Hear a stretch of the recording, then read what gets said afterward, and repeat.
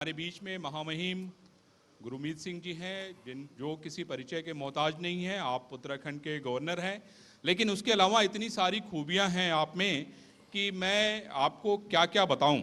लेकिन सर, सबसे पहले हम लोग जो है जो सबसे कमाल का काम हुआ है वो सिलक्यारा टनल से जिस तरीके से जो है इतने सारे 41 लोगों को बचा के आप लोग ले आए और एक एक मिनट की जानकारी आप लोगों के पास थी और किस तरीके से क्या क्या आप लोगों ने किया।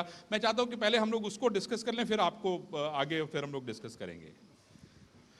सर, सिलक्यारा टनल 17 दिन 400 घंटे 41 वर्कर्स, ये अपने आप में ऐसी संघर्ष की घटना है।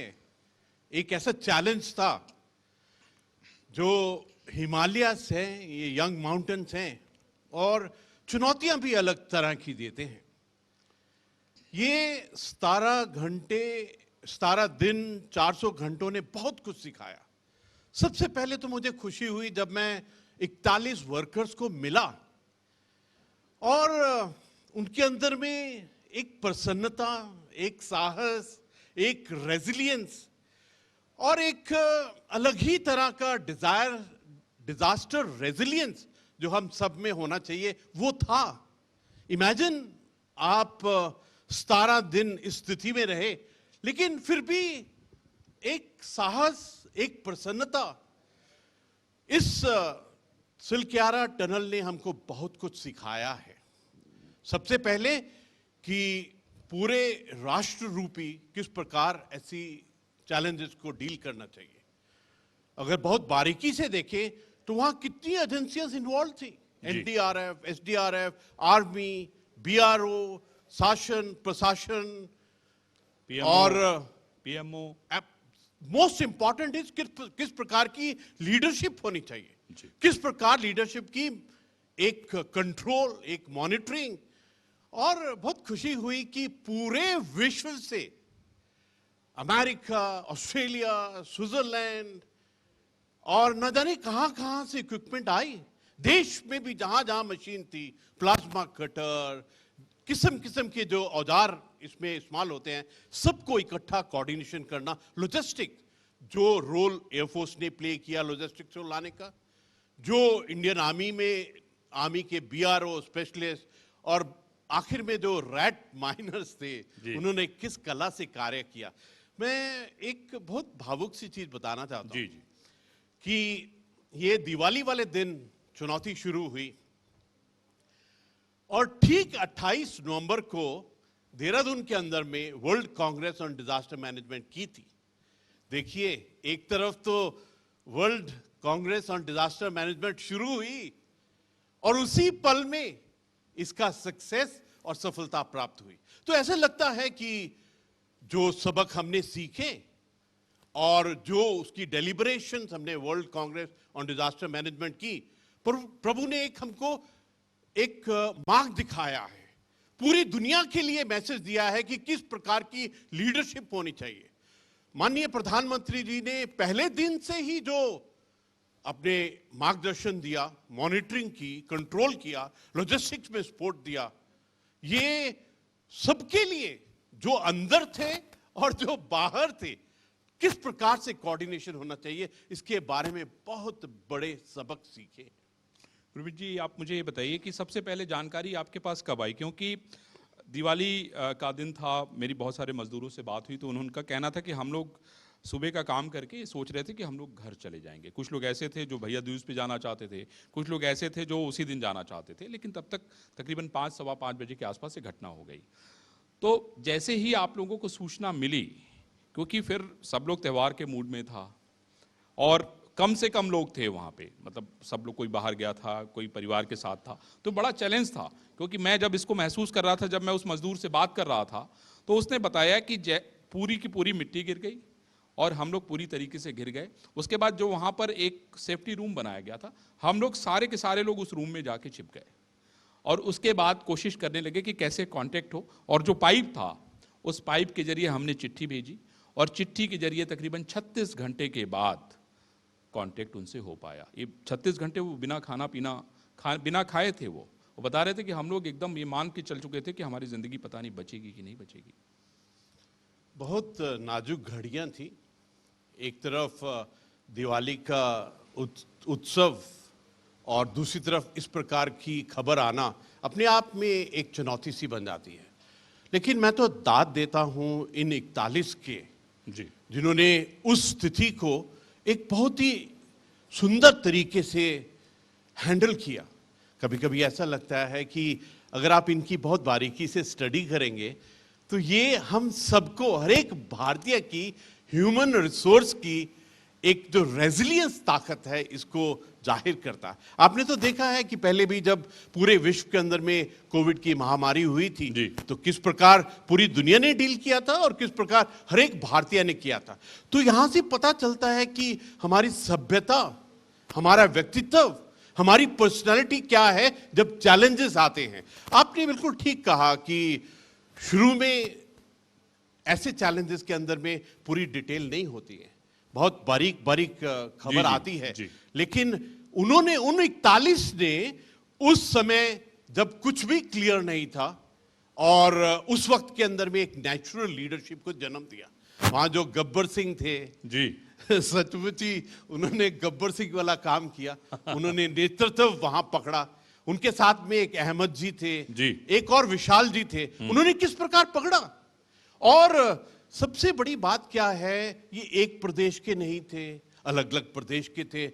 तो हर एक अलग अलग प्रदेश के होने के बावजूद हमारे अंदर में एक नेचुरल एकता, वननेस, जॉइंटनेस वो कैसे आई। मुझे तो ये पूरे सिल्कियारा चैलेंज से ऐसा लगता है कि हमारे अंदर में ऐसी ताकत छुपी हुई है which we got to realise. कभी कभी ऐसा लगता है कि क्या हम अपनी सभ्यता को, संस्कृति को और असली इतिहास को पहचान सकते हैं। हमारी कभी कभी ऐसा लगता है we don't know our self worth.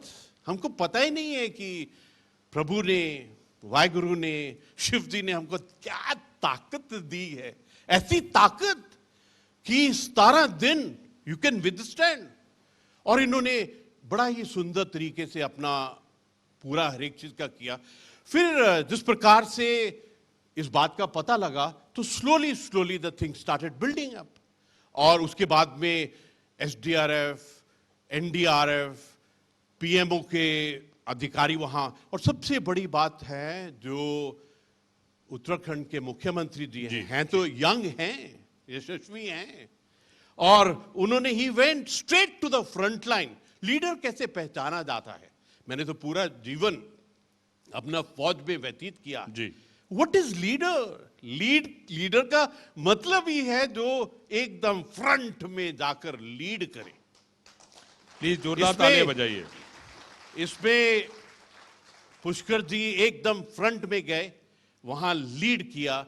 आपने तो देखा किस प्रकार जनरल जी, जी, वीके वो सिंह लगातार वहां जी डटे भी रहे। आए, किस प्रकार पीएमओ के अधिकारी वहां पर आए। और सबने, बड़ी बात क्या होती है जब एजेंसियां ज्यादा होती हैं उनको किस प्रकार से कोऑर्डिनेशन कोऑर्डिनेट किया करना, जाए। जी। सबसे जरूरी होता है कि they should not be minusing each other. इस स्थिति के अंदर में सबसे बड़ी बात यह थी कि 5-6 ऑप्शंस को इकट्ठा डील किया जा रहा था। वहां 6-7 एजेंसियां थी, they were all there to how to integrate all this options, how to integrate all this agencies, और उसको मॉनिटर किस प्रकार से किया जाए। हर रोज माननीय प्रधानमंत्री जी इसके ऊपर में नजर गड़ाए हुए थे। उस वक्त राष्ट्र के अंदर में बहुत कार्रवाई भी चल रही थी, प्रधानमंत्री जी बहुत बिजी थे, लेकिन उनकी पैनी नजर यहां पर थी। और देखिए ये कोई छोटी बहुत मोटी बात नहीं है कि अमेरिका, स्विट्जरलैंड, स्लोवेनिया, ऑस्ट्रेलिया से हर एक रिसोर्सेज को। और देखिए एक बड़ी मजेदार बात है, एक अर्नोल्ड जी हैं जो एक्सपर्ट हैं इन चीजों के, वो वहां पे आए और किस प्रकार वहां पर आकर आस्था से मिल गए।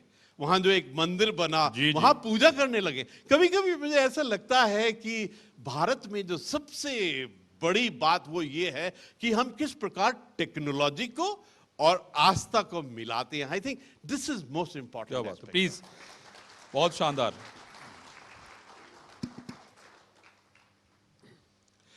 सर ये तो सिलक्यारा हो गया, लेकिन अब हम आते हैं कि आपका उत्तराखंड जाना, क्योंकि इतना इंटरेस्टिंग वो घटना है कि मैं चाहता हूं कि सब लोग इस बात को सुने।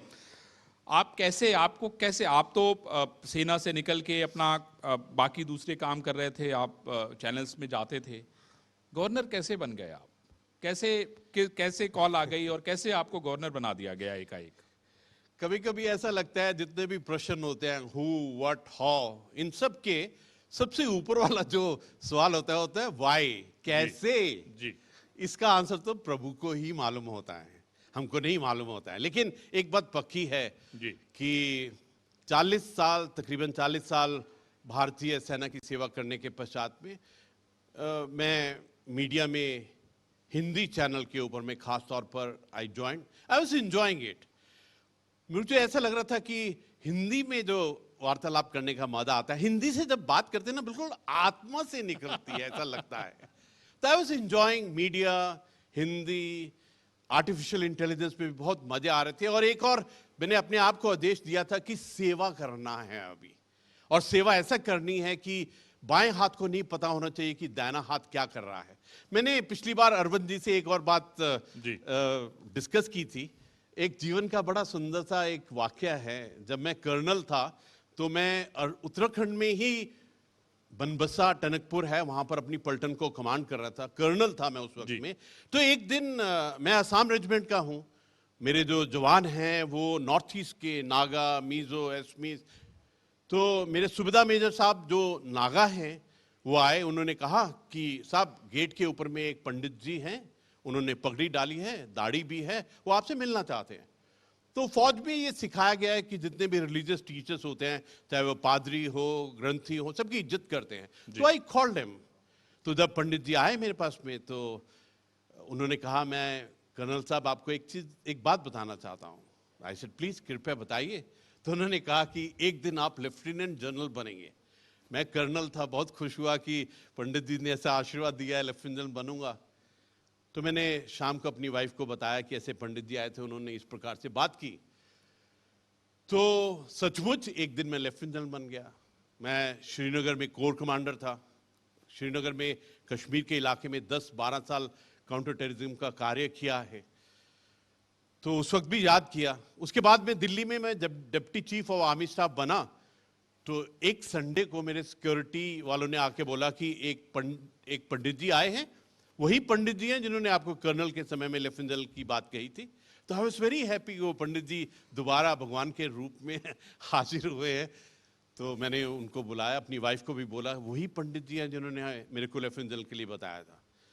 तो हमने उनका औभगत किया, सेवा की। तो उन्होंने कहा, मैं आपको 2 चीज बताना चाहता हूँ। एक, 3 महीने में आपको एक बड़ा मेडल मिलेगा, और दूसरा 2015 की बात कर रहा हूं मैं। उन्होंने कहा कि एक दिन आप गवर्नर बनेंगे। क्या बात है। वो पंडित जी हरिद्वार के थे, but I don't have his mobile number. इसमें प्रभु का भी बहुत बड़ा हाथ है। और सच कहूं कि जिस दिन मुझे सौभाग्य प्राप्त हुआ, माननीय प्रधानमंत्री। नहीं, कैसे हुआ जरा सा वो मैं चाहता हूँ कि आप जरा सा बताएं, क्योंकि वो घटना चाहता हूँ कि लोग सुने। This is very interesting. एक दिन मेरे को फोन आया और कहा कि am I speaking to lieutenant general Gurmeet Singh? I said yes. He said कि कल माननीय प्रधानमंत्री जी ने आपको पीएमओ में बुलाया है 5:15 बजे। I said fine, I will be there. तो मैंने एकदम कागज के ऊपर में एकमकार लिखा, उसको सर्कल लगाया। मुझे ऐसे लगा कि ये ब्रह्मांड का एक आदेश है। मेरे को नहीं मालूम था किस लिए बुलाया है। और अगले दिन जब मैं वहां पहुंचा तो वहां पर उन्होंने कहा कि स्टाफ वालों ने पूछा कि किस कार्य के लिए आया। I said I don't know, मैं तो फौजी हूं, जो भी कार्य मिलता है वो करते हैं, कभी नहीं पूछा है कि किस लिए बुलाया गया है। तो उसके जब माननीय प्रधानमंत्री जी को मिलने के लिए गया तो वहाँ उस वक्त में उनकी दाढ़ी थोड़ी बड़ी थी, और मुझे तो ऐसा लगा जैसे एकदम दिव्य रूप में, और बहुत ही सुंदर लगा इस बात का। और बातचीत करते हुए मैंने उनको ये भी कहा कि मुझे प्रधानमंत्री जी आपको 2008 में मिलने का सौभाग्य मिला था जब मैं ब्रिगेडियर था। तो हम नेशनल डिफेंस कॉलेज से आपके पास में आए थे, उस वक्त आप मुख्यमंत्री थे। और उस वक्त में आपकी ब्रीफिंग के बाद में हमारे ग्रुप ने आपको कहा था 2008 के अंदर में कि एक दिन आप राष्ट्र के प्रधानमंत्री बनेंगे। तो प्रधानमंत्री जी ये जो बात की थी ये 2008 की थी और ये जो जिक्र है 2021 का है।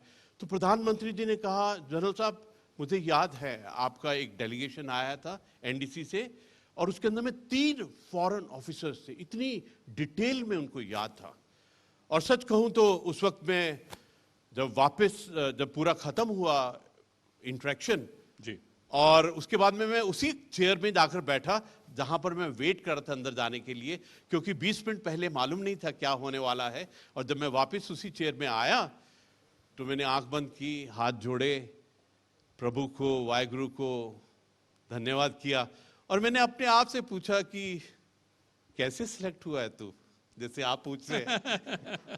तो कुछ एक जवाब अंदर से ही आए। पहला जवाब ये था प्रभु का कि जो बचपन से सीखा था कि कर्म करते रहो, फल की चिंता मत करो, ये हुआ था। मामी मैं ये आपसे पूछना चाह रहा था कि आपको प्रधानमंत्री जी ने क्या कहा और आप उसको समझ नहीं पाए। मैं चाहता हूँ जरा सा वो आप बताइए, क्योंकि वो आपको सहसा विश्वास हुआ नहीं और जाके आप कुर्सी पे बैठ गए। सच कहूं तो वो क्षण मेरे लिए ऐसा था जैसे इंटरव्यू के लिए हम जाते हैं जी। कोई भी जीवन की इंटरव्यू होती है तो इस इंटरव्यू में दोनों हाथ को ऐसे करके बैठते हैं ताकि आप अपने हाथ से अपने आप से भी बात करते रहें और कॉन्फिडेंस लेते रहें। तो जैसे माननीय प्रधानमंत्री जी ने कहा कि हम आपको उत्तराखंड का राज्यपाल नियुक्त करते हैं, तो मेरे को ऐसा लगा, एक तो पगड़ी डाली हुई थी, एक थोड़ा कम सुन रहा था, तो मुझे लगा कि क्या कहा है। तो फिर ऐसा लगा कि ऐसा मैंने अपने आप को कहा कि थोड़ा धैर्य करिए, आपको बिल्कुल क्लियर हो जाएगा। तो I don't show that thing. तो बहुत ही ऐसा लगा जैसे एकदम ब्रह्मांड का आशीर्वाद माननीय प्रधानमंत्री जी के द्वारा ऐसे मिल रहा हो। और सच कहूं तो जैसे मैंने कहा कि जब मैं कुर्सी में बैठा तो मैंने अपने आप को ये क्यों मेरे को बनाया गया है, तब मुझे ऐसा लगा कि ये गुरमीत आपको नहीं, ये पूरी भारतीय सेना को मान और सम्मान दिया। क्या बात है, प्लीज प्लीज वेलकम। शानदार। ये जो आपने शंख बजाया ना, ये ब्रह्मांड की आवाज है, क्या उसका बात है। नाद है ये। क्या बात है। वाहिगुरु वाहिगुरु। और दूसरा ये था कि गुरमीत ये आपको नहीं, ये तमाम गुरु नानक नाम लेवा सिख समाज को सम्मान दिया है। और नेक्स्ट ये था कि मैंने अपने आप से पूछा कि जब भी आप अपने भगवान से बात करते हैं तो अपनी मदर टंग में बात करते हैं। तो मैंने भगवान से कहा, वाहिगुरु हुण मेरे वास्ते की हुक्म है गया, what is the orders for me now. तो अंदर से ही आवाज आई, अब सेवा करा। और मुझे ऐसा लगता है अभी मेरे लिए सेवा, कल्याण और कर्म का क्षण है। प्लीज बहुत जोरदार ताली बजाइए। देखिए ऐसा है, इतना साफ गोए, इतनी बढ़िया बात करने वाला मैंने तो देखिए दूसरा व्यक्ति अभी फिलहाल नहीं देखा। कितने प्यार से इन्होंने अपने मन की वो सारी बातें बता दी जो लोग जल्दी नहीं बताते हैं। मामीम मैं एक तो ये आप वहाँ आप अपॉइंट हो गए, उसके बाद से आपने जो आपके मन में सेवा का जो भाव है, खास तौर पे सेना को लेके, उत्तराखंड के लोगों को लेके, तो क्या क्या नया ऐसा कर पाए जिससे आपको लगता है कि नहीं हमने जो है ये काम जो है, जो जिम्मेदारी प्रधानमंत्री महोदय ने दी थी, उसमें हम कुछ हद तक जो है आगे बढ़ रहे हैं। मैंने सबसे पहले अपना एक फौजी हूं तो हम सब सदा ही लक्ष्य के ऊपर में काम करते हैं, यानी कि बुलसाई में गोली लगनी चाहिए, एक गोली एक दुश्मन, यही एक जीवन का अध्याय रखा है। इसलिए मैंने अपना एक मिशन बनाया और मिशन बनाते हुए अपने आप को बोला कि 5 से ज्यादा बातें नहीं होनी चाहिए ताकि एक ही हाथ में आ जाए मिशन। तो मैंने जो मिशन बनाया उसमें 5 चीजें थी। पहला कि रिवर्स माइग्रेशन, किस प्रकार से जो भी उत्तराखंड से बाहर में जॉब, एम्प्लॉयमेंट और अपॉर्चुनिटी के लिए गए हैं उन सबको वापस उत्तराखंड में किस प्रकार लाया जाए, ये सबसे पहला मिशन। दूसरा ये है कि प्रभु ने, शिव जी ने, वाहिगुरु ने उत्तराखंड को इतने वरदान दिए हैं, वो हम नहीं, at times we are not able to understand what is the blessing of the Lord to us. मुझे ऐसा लगता है कि वहां नेचुरल और ऑर्गेनिक जो फार्मिंग है उससे बहुत सुंदर अर्थव्यवस्था बन सकती है। और तीसरी बात, तीसरा मिशन था वुमेन एम्पावरमेंट, हमारी बेटियां और सेल्फ हेल्प ग्रुप। मैं आपसे साझा करना चाहता हूं, जो उत्तराखंड की महिला है ना, वो पूरी दुनिया में सबसे अलग हैं। उनकी क्षमता, कैपेबिलिटी, काम करने का जो ढंग है, डेडिकेशन, कमिटमेंट बिल्कुल अलग है। एज ए चांसलर जब मैं अपनी यूनिवर्सिटीज में जाता हूं, 35 यूनिवर्सिटीज हैं उत्तराखंड के अंदर में, जब मैं जाता हूं तो देखता हूं कि 60 to 70% जो यूनिवर्सिटी के अवार्ड्स हैं, डिग्रियां हैं, पीएचडी हैं, वो मेरी बेटियों के पास में जाती। क्या बात है। दैट मीन्स, वाह, बहुत ही बढ़िया। जैसे एक लेक होती है ना, उसके नीचे में क्या करंट चल रहे हैं, उसी प्रकार 60 to 70% जो एक्सीलेंस है एजुकेशन में, दैट बिलोंग्स टू हमारी बेटियां। अगला है टेक्नोलॉजी। माननीय प्रधानमंत्री जी ने 5 नवंबर 2021 को केदारनाथ जी के प्रांगण से जो कहा, मैं उस वक्त उनके साथ में था, उन्होंने कहा कि 21st सेंचुरी का तीसरा दशक बिलोंग्स टू उत्तराखंड। वाह, क्या बात। ये बहुत, और मैं जब उनको सुन रहा था उस क्षण के अंदर में, ऐसा लगा कि ये ब्रह्मांड की आवाज है, ये प्रभु का आदेश है। ये मुझे ऐसा लगता है इसको अचीव करने के लिए मोस्ट इंपॉर्टेंट है कि हम टेक्नोलॉजी का सहारा लें, ट्रांसफॉर्मेशन हो, आर्टिफिशियल इंटेलिजेंस, और जो मोबिलिटी है, हर एक रूप में मोबिलिटी, चाहे वो मोबाइल की मोबिलिटी, रोड, रेलवेज, एविएशन की मोबिलिटी। और पांचवा जो मिशन है वो ये है कि वो क्या गेम चेंजर हो, वो क्या सेंटर ऑफ ग्रेविटी हो, वो क्या टर्निंग पॉइंट हो, जिससे एकदम बिल्कुल क्रांति की तरह अर्थव्यवस्था में, वहां खुशहाली समृद्धि के अंदर में एक बदलाव आए। ये 5 मिशन के ऊपर में मैंने डे 1 से, पहले ही क्षण से कार्य करना शुरू किया है। और मुझे बहुत खुशी है क्योंकि उसके बाद में G20 की 3 मीटिंग्स हुई, और 3 मीटिंग्स ने हमको जो ग्लोबल पूरा स्पेस के साथ में मिलाया। जिस प्रकार जितने भी अतिथि आए थे उन्होंने हमारे लोकल प्रोडक्ट्स की प्रशंसा की। और सबसे बड़ी बात क्या थी G20 की 3 मीटिंग्स के अंदर में, हर एक उत्तराखंडी ने उसके अंदर में हिस्सा लिया, और उसके बाद में जो अपना ही एक सोच विचार, आत्मविश्वास है वो जागा। I think that's where the change started. Governor sir, आप प्लीज। जी, उत्तराखंड के जो बॉर्डर्स हैं, अगर हम देखें तो चाइना के जो है करीब हैं, और मैं समझता हूं कि चूंकि आप सेना के बैकग्राउंड से हैं और इस नाते भी आपको जो है उत्तराखंड की जिम्मेदारी दी गई है, क्योंकि चाइना हमारा कितना बड़ा अपोनेंट है, तो उसको लेके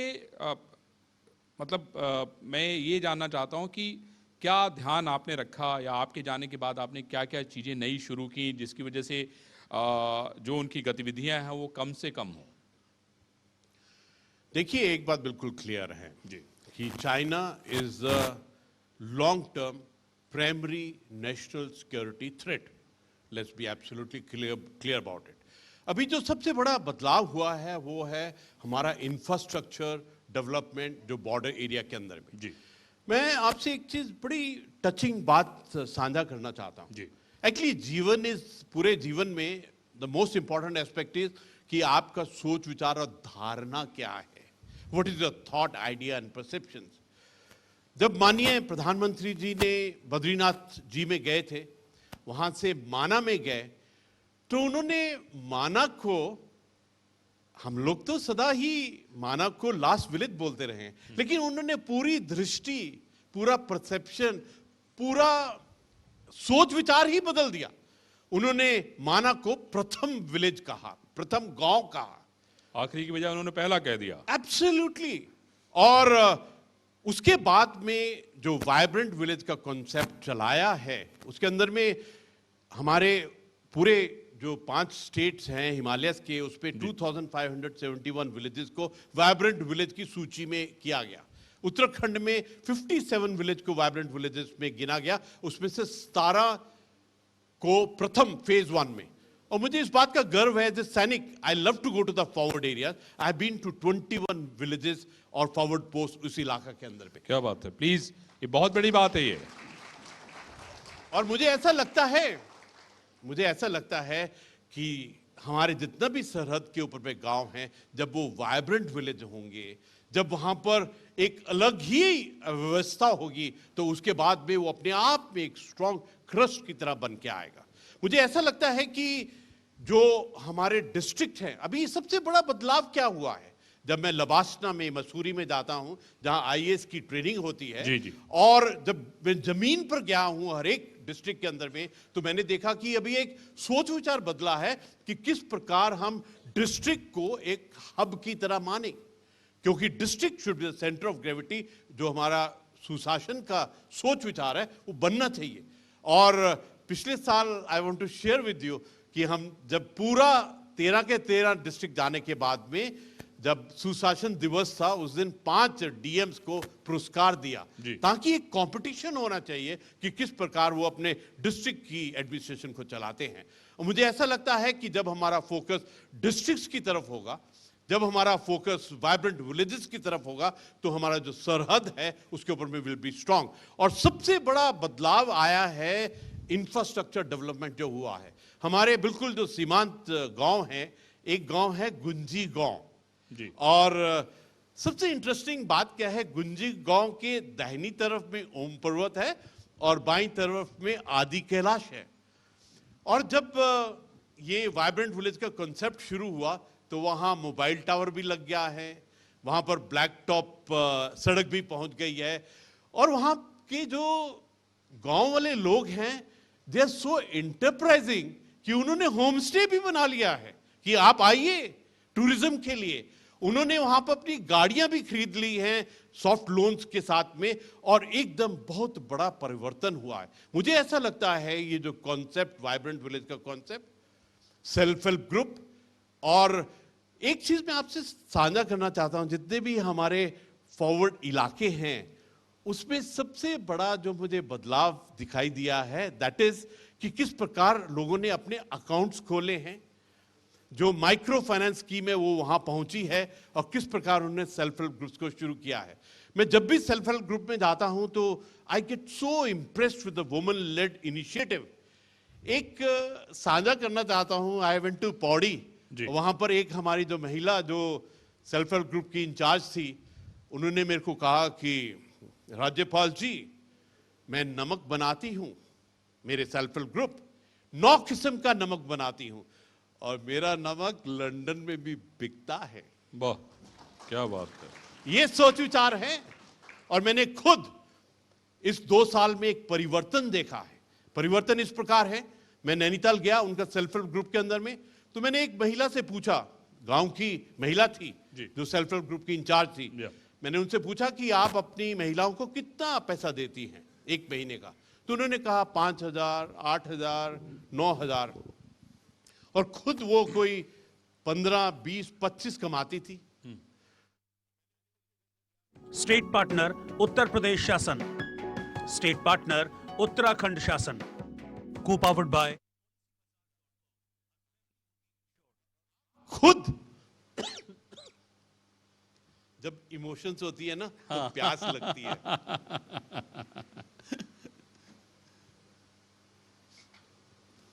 तो 1 साल के बाद में जब नैनीताल गया, the same self help group की जो महिला हैं, उन्होंने मेरे को कहा, इससे पहले कि मैं उनको कोई सवाल पूछता, उन्होंने कहा, राज्यपाल जी, पिछली बार आपने मेरे को सवाल किया था, एक चैलेंज दिया था, और मैं आपको बताना चाहती हूं कि पिछली बार मैंने कहा था कि मेरे जो महिला मेरे मेंबर्स हैं उनको 5, 8, 10 देती हूं, इस अभी मैंने रेज कर दिया है 15, 20, 25 देती हूं, और खुद वो 75,000 कमाने लगी थी।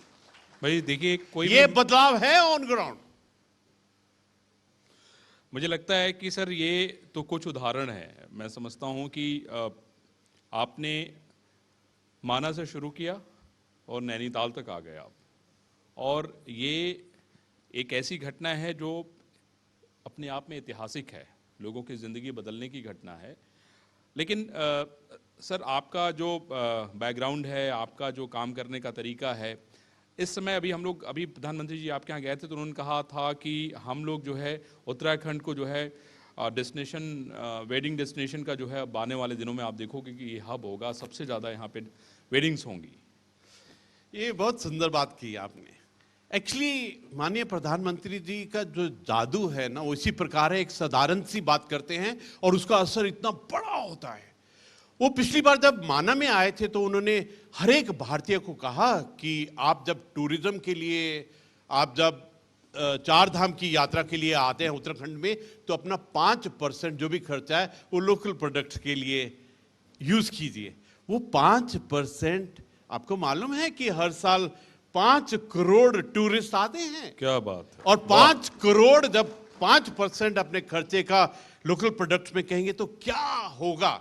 अभी जब इन्वेस्टर समिट के लिए माननीय प्रधानमंत्री जी आए तो उन्होंने, एक तो ये जो वर्ड डेस्टिनेशन है ना, ये बहुत इंटरेस्टिंग है। मेरे को एक आदत सी है, मैं हर एक इंग्लिश वर्ड को बहुत पंजाबी इनोसेंस से मासूमियत से देखता हूं। ये जो डेस्टिनेशन है इसमें आई वर्ड है, DEST, उसके बाद में आई, और आई के बाद नेशन है। तो ऐसा लगता है ये डेस्टिनेशन हमारे नेशन का, ये प्रभु ने हमको दिया है। क्या बात है। उन्होंने बहुत ही सुंदर बात कही। उन्होंने कहा कि अपना जो डेस्टिनेशन आप वेडिंग का, शादी का बनाते हैं तो वो भारत होना चाहिए, वो उत्तराखंड होना चाहिए। और देखिए ये जो उत्तराखंड है ना, इसके अंदर में आपको डिवाइन वाइब्रेशंस मिलेंगी। you'll be able to feel, आपके आत्मा के स्तर के ऊपर में you'll be able to feel that vibrations of divinity। और उन्होंने कहा कि अगर आप ऐसी पवित्र जगह में अपने शादी का डेस्टिनेशन बनाएंगे तो उसमें शिव जी भी, प्रभु भी, वाहिगुरु भी शामिल होंगे। मैं आपके साथ एक बड़ी टचिंग सी बात शेयर करना चाहता हूँ।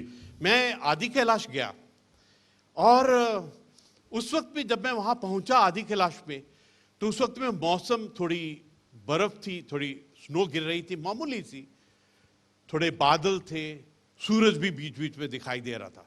तो वहां पे एक बड़ा सा त्रिशूल है। तो जो मेरे साथ थे, मैंने उनको कहा कि just give me 5 minutes, I want to do my prayer. मैं शिव जी की स्तुति करना चाहता हूँ, अर्चना वंदना करना चाहता हूँ। तो मैंने आंख बंद करके और शिव जी की पूजा की अपनी तरफ से। और जैसे मैंने 5 मिनट बाद आंख खोली, यू विल बी सरप्राइज जो मैं आपको बताने वाला हूं। उस त्रिशूल के ऊपर में एक बर्ड आके बैठ गया। हाई एल्टीट्यूड एरिया है, बर्फ पड़ रही है और कोई बर्ड आसपास में नहीं, लेकिन वो त्रिशूल के ऊपर में एक बर्ड आके बैठ गया। मुझे लगा कि मेरी तो प्रेयर सक्सेसफुल हो गई है। तो जैसे वो बर्ड वहां पर त्रिशूल के ऊपर में बैठा, तो जो मेरे साथ थे, मैंने आस्ते से उनको बोला जल्दी से फोटोग्राफ लीजिए। तो उन्होंने जल्दी से फोटोग्राफ ली और जैसे ही फोटोग्राफ ली वैसे ही वो बर्ड उड़ के चला गया। तो ऐसा लगा जैसे आए, वो बर्ड आए, पता नहीं क्या आत्मा थी, बर्ड आए, आशीर्वाद दिया, फोटो खिंचाई और चले गए। और उसके बाद में मुझे ऐसा लगा कि आज तो मजा आ रहा है। तो मैंने कहा, अपने साथियों को कहा, give me another 10 minutes, I want to do prayer again because today my prayers are successful. तो मैंने फिर 10 मिनट ऐसे पूजा की। तो मैंने भगवान को, प्रभु को, शिव जी को ग्रेटिट्यूड और थैंक यू वगैरह बोला। तो उसके बाद जब आंख खोली तो बर्फ पड़ना बंद हो गया, सूरज बिल्कुल चमकने लग गया, बादल भी छट गए। तो उस वक्त में यू विल नॉट बिलीव जो मैं आपको बताने वाला हूं। उस वक्त में होता क्या है कि पहाड़ के ऊपर में जब बर्फ पिघलती है तो पत्थरों से लाइनें सी बन जाती है अपने आप से। तो एक लाइन ऐसी बनी हुई थी, मुझे ऐसा लगा जैसे गुरु नानक देव जी ऐसे एक शॉल लेकर बैठे हुए हैं और इस प्रकार से बैठे हुए हैं। तो मेरे को लगा शायद मेरे को ही भ्रम हो गया है, आई मीन ए हेलुसिनेशन और समथिंग लाइक दैट। तो आई आस्क्ड, मेरे साथ में एक कर्नल साहब थे, एक लेफ्टिनेंट कर्नल भावना थी। तो मैंने उनको कहा जो मुझको दिख रहा है क्या आपको भी दिख रहा है? So this colonel tells me, sir I am in-charge for the roads here, मैं BRO का हूं, 8 बार आया हूं, लेकिन ऐसा वाला समय मैंने पहले नहीं देखा। अगर आप भी you want to enjoy the divinity, you want to enjoy Shiv ji का आशीर्वाद, You want to enjoy Himalayas. You want to enjoy Divita, Bhavita. You want to enjoy Haridwar and Rishikesh. तो आप प्लीज उत्तराखंड आइए. आई कैन एक बार जोरदार ताली बजाइए और मैं महामहिम को धन्यवाद दूंगा कि उन्होंने इतना कीमती समय निकाला. लेकिन महामहिम, सब लोग उस पंडित जी के बारे में जरूर जानना चाहते हैं जो आपको बता के गए. उनका पता किसी को पता नहीं है. इस बार जब आपके पास आए ना, तो प्लीज उनका पता लेके रखना, क्योंकि बहुत सारे लोग आपकी ये स्टोरी सुनने के बाद जो है उस पंडित जी के बारे में मुझसे पूछेंगे. अवश्य. और मैं समझता हूँ कि आपने महामहिम इतना अपना कीमती समय निकाला. हम लोग फिर दोबारा जल्दी मिलेंगे और आपसे ढेर सारी बातें करेंगे, क्योंकि बातें हम लोग आपकी सुनते जाते हैं, समय खत्म हो जाता है. मैं इस क्षण का उपयोग करके मैं आप सबको उत्तराखंड की तरफ से शुभकामनाएं, हार्दिक बधाई देता हूं और आने वाले शुभ वर्ष के लिए बहुत बहुत ग्रीटिंग्स टू एवरीबॉडी. और उत्तराखंड से आपको बहुत बहुत प्यार और शुभकामनाएं. Thank you sir. Thank you sir. Sir हमारे साथ इस चर्चा में शामिल होने के लिए